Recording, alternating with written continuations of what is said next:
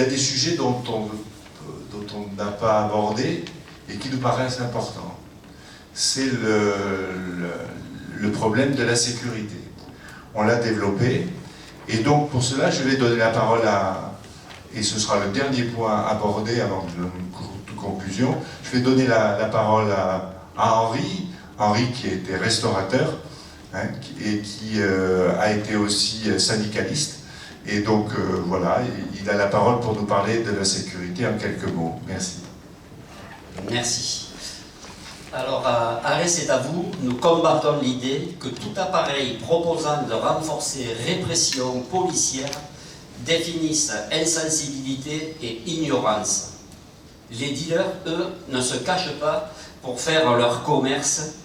La journée, lorsque les forces de l'ordre patrouillent, ils se déplacent et le soir venu, la police disparue, c'est la fête.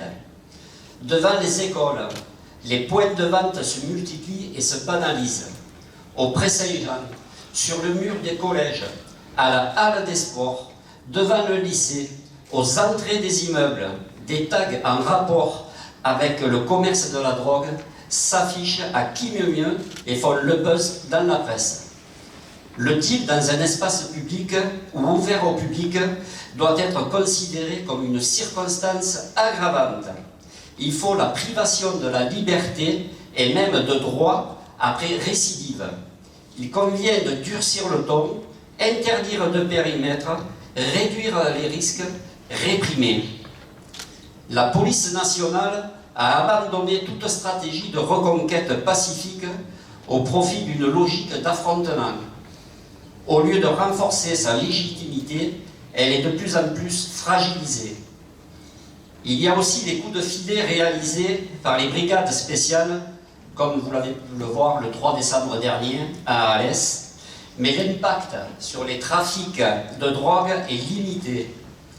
Ils se sont reconstitués dans les jours qui ont suivi le départ de ces brigades, quand ils ne s'étaient pas simplement déplacés de quelques bâtiments. Il nous faut une police municipale de proximité, ce qui ne veut pas dire une police faible et inefficace, mais une police plus proche des divers publics qu'elle est amenée à côtoyer. Le trafic de drogue est repérable et repéré. La police doit être là pour harceler les trafiquants, cerner les réseaux, mettre la pression.